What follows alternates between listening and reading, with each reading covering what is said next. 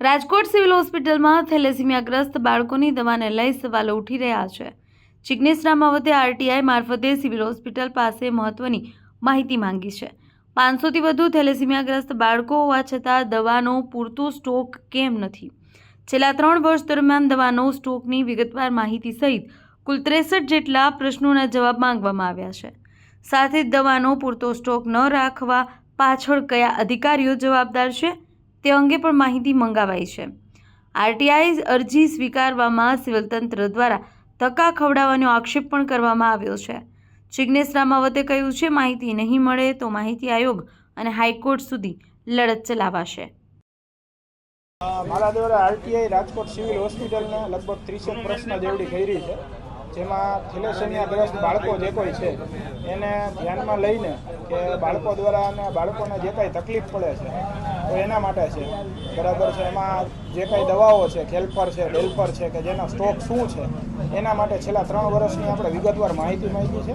આ માહિતી માગવા પાછળનું કારણ એવું છે કે જો આ 500થી વધુ જે સિવિલે પોતે સ્ટેટમેન્ટ આપ્યું છે કે 500થી વધુ બાળકો અમારી પાસે નોંધાયેલા છે। આ નોંધાયેલા બાળકો જો તમારી પાસે 500થી વધુ જોતું તો તમે દવાઓનો સ્ટોક કેમ ન રાખ્યો?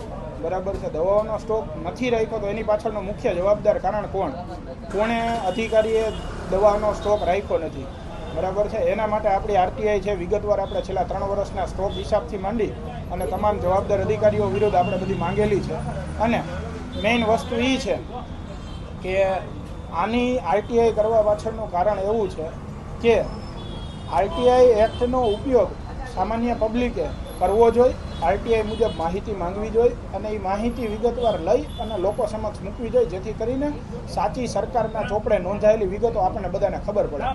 રાજકોટ સિવિલ હોસ્પિટલનું તંત્ર એ હદનું ખરાબ છે કે આરટીઆઈ જ્યારે હું દાખલ કરવા ગયો ત્યારે મને લગભગ 5 ટેબલ ઉપર ફેરવવામાં આવ્યો। આ આરટીઆઈની કોપી આરટીઆઈના એક્ટના કલમ મુજબ તૈયાર કરેલી આરટીઆઈની અરજી છે, બરાબર છે। આ અરજીમાં ક્યાંય કોઈ જગ્યાએ આરટીઆઈના નિયમનો ભંગ નથી થતો, છતાં પણ એમના દ્વારા મને એવું કહેવામાં આવ્યું કે અમારું નિશ્ચિત કરેલું જે ફોર્મ છે એ જ તમે ભરો।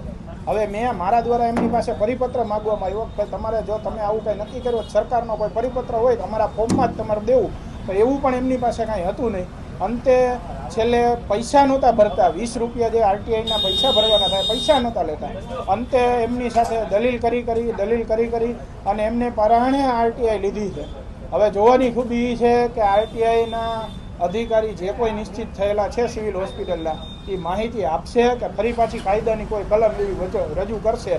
જો કલમ રજૂ કરશે તો આપણા દ્વારા આ મુદ્દા પાછળ જો કદાચ મારે માહિતી આયોગ સુધી કે નામદાર ગુજરાત હાઈકોર્ટ સુધી લડવાનું થશે તો પણ હું લડીશ।